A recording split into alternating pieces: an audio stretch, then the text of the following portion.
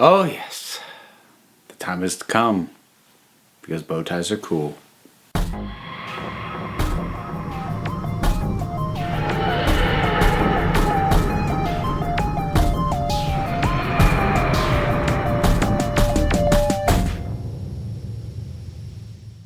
Alright folks, we continue with Series 5, and complete outfit change. Not quite screen accurate, the coat isn't quite right, but it gets by, and also it is a correct fez, as the Doctor wears, because his doesn't have the tassel.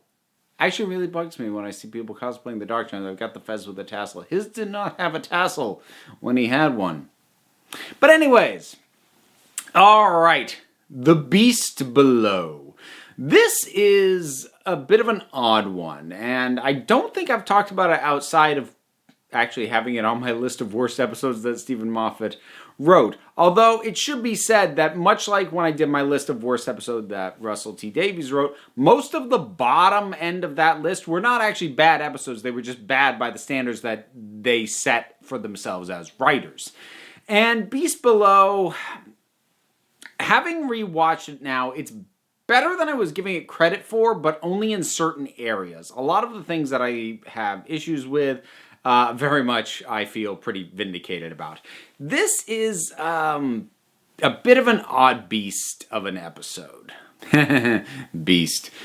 Anyways, in many ways this feels like a summation of the differences between Moffat and Davies, possibly even more so than 11th Hour was. Because what this episode is mechanically, and by mechanics I mean the plot mechanics, is very precise. And everything has a point and a purpose, and it rings very true from a narrative playing out perspective.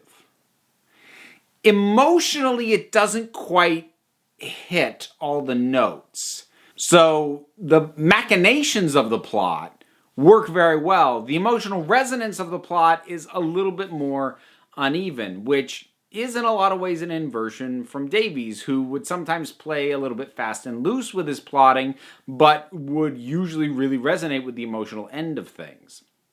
So what do I mean by what I'm even saying? Well, there's a lot of things going on here that I feel like they are there simply because the mechanics of the plot function better with them there. But there is emotional weirdness with them there. So this is the episode that is set on spaceship, or I believe it's actually Starship UK. So at some point in time, the entirety of the United Kingdom, actually every nation, but it's a British show, so we're going to follow the UK. They loaded their entire population onto a spaceship, and they modeled it as best as they could after their country, set off into space because the Earth was no longer habitable. So we open up with this classroom and a young boy who got a 0 on a test, and when he tries to use the lift, a pit opens up beneath him and he's gone. And we get a really interesting lead-in with all this, because Amy has her whole communication with the Doctor where he's like, oh no, I don't interfere. But then she sees him going up and talking to, or at least observing and starting to try and figure out, a young girl who's crying. She's like, so you never interfere unless children are crying. And sort of immediately poking holes in the rules that the Doctor says he follows. Again, kind of picking up from what I said last time with the fact that she kind of has his number a little bit, and she sees through him a bit more than usually you would have from someone who is really only just starting out to travel with him. And there's a lot of thematic through lines here that, again, work on a mechanical plot level. So like the connection between that and then what happens later with Amy realizing that the star whale is effectively like the Doctor, that's a good solid thematic through line. But it's also re-emphasized more times than is needed, and it softens the emotional impact because it's actually very well cut at the tail end of this, because, spoilers, that, like, these reviews are intended, for people who've seen the thing at least once. If you haven't realized that by now, there you go. So at the tail end of it, when Amy has Liz 10 abdicate, and she explains why she knew the star whale wouldn't abandon them, and she likens it to the Doctor through just looking at him while she's talking about this, saying it was the last of its kind, and it was kind, and it did not want children in pain. And then the very next scene is her saying that literally the exact same thing again, directly to his face, and saying, "Doesn't that sound familiar?" I'm like, yeah, no, you made your point. You made your emotional point last scene. You don't have to make it again. What? And then there's little odd things like, so the child that I mentioned at the beginning, and it gets said that the star whale won't eat children. Now, what's always bugged me about that is the fact that, okay, so the star whale doesn't eat the children. Good. Except that means that this government is still kidnapping children and taking them from their families and never giving them back, because everyone thinks that these children who disappear are gone forever. So why aren't you so the argument is that those who do not contribute to society get fed to the whale. Okay, but if it's not going to eat the children anyway, why don't you just set that to kick in at an age when the thing actually will eat them, and you don't remove children from their friends and family who now think that they're dead? Why would you do that? It rings very emotionally untrue for this whole thing. The fact that nobody calls them on that they are kidnapping children. But it's mechanically necessary because Amy has to link the fact that the star whale will not eat the children with the fact that the Doctor responded to a crying child. So mechanically, plot mechanics, it needs to be there. But it's weird and wonky and doesn't get properly addressed on an emotional level because it's still really screwed up when you look at it through that perspective. But that's just sort of an easy go-to. Another thing, and I've mentioned this before, I feel like for the Doctor's blow up at Amy, for that to ring emotionally true, this episode couldn't be episode 2. Because the hurt of him saying to her after we leave here, "You're done, and I'm not traveling with you again," for that to really hit the way that it should, because that should hurt, even if we know, she's not leaving. But that should be a hurtful moment. But this is their very first outing. It's like he's got immediate buyer's remorse, as opposed to he feels betrayed by someone he trusted. There needed more time for that bond to be there. So that doesn't land properly because this is only the second episode. Again, the emotional truth doesn't quite work. But again, plot mechanics is really good, and some of the emotional stuff works. Karen Gillan gives a phenomenal performance in terms of her realization of what happens in delivering all of that, and the delivery she gives, after having seen the video, and that I kind of wish.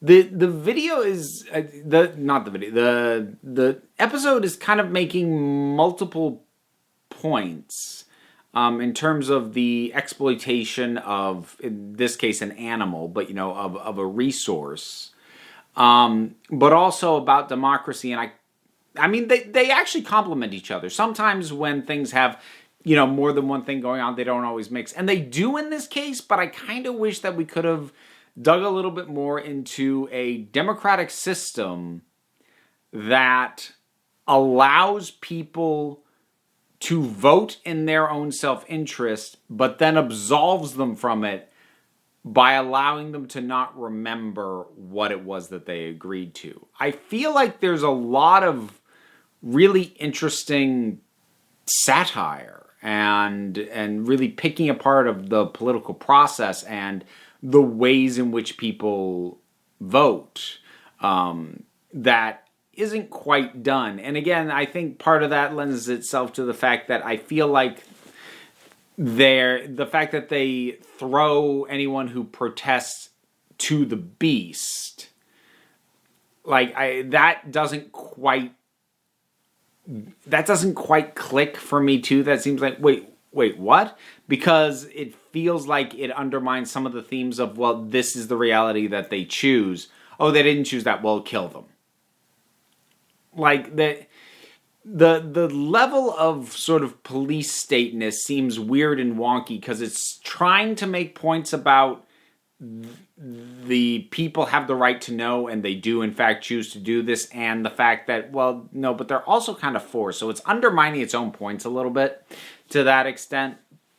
I should mention Liz 10. It's a pretty solid performance overall. The character unfortunately feeds into something that at this point I've now talked about, which is the character's growing reputation within the show. And I'm kind of two minds about it because it hasn't quite gotten out of hand yet, but this is another step in it heading that way. The fact that the monarch of Britain, of the UK, knows that the Doctor exists, knows what to look for, and immediately seeks his help when he turns up. Now, like, it's one of those things, like, it's hard for me to pinpoint the exact moment that the Doctor's reputation got big enough that it's like, it's not working for me anymore. And I don't know if this is the point, but this is definitely a step closer to the point. Because on the one hand, okay, for the royal family, oh, that makes sense. He keeps interacting with the royal family over and over and over again. We've seen him, just in the course of New Who, we've seen him interact with Elizabeth and with Victoria. And so, like, it makes sense that it becomes a royal family, thing that they sort of pass along, keep an eye out for this guy. Except that I'm not sure that it adds much to the narrative, and I don't like how it continues to expand out the Doctor's reputation, even if at this point we're limiting it to the royal family. I think it would have been enough for Liz 10 to take note of the fact, like, he did something with the water. He knows something's wrong. I want to get his take and I want to see if he'll help. Not because he's the Doctor, but because she needs allies. That would have been enough. Her knowing who he is, I don't think actually adds a lot to the story.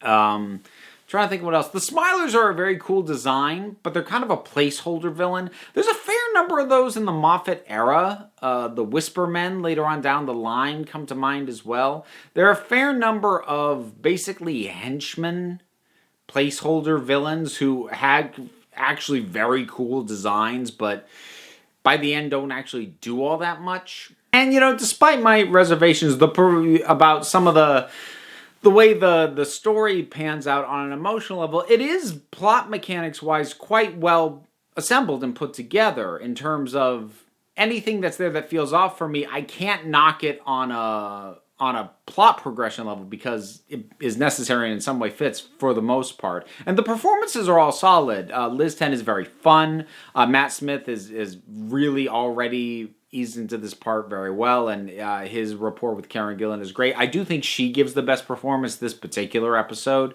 but it's really good. And the idea of Starship UK is pretty cool in and of itself. So I do think there's a lot that is good about this episode, but there's enough that doesn't quite line up that it's still I don't think it's one of Moffat's better ones. It is not bad. But it isn't quite firing on all cylinders. It's firing on about half, 2/3 of the cylinders, I suppose would be the way that I would put it. Now, we'll probably fly better if they stop torturing the pilot. And with that reference, we'll wrap this one up. The Beast Below. You seen it? What'd you think about it? Whatever your thoughts are, drop something down in the comments. Let's talk about it. A whole bunch of stuff to do because there's buttons and links. You can help me get more costumes. I actually have had this for years. This wasn't even bought with Patreon money. But that does help me cover my bills and help improve the channel and do all that kind of stuff. Plus, subscribe, like. Both those things are helpful. There's other links to check out beside. Give them a click. Or don't. You don't have to, because at the end of the day, folks, you're the council. I'm just running the meeting. So until next time, this council is adjourned.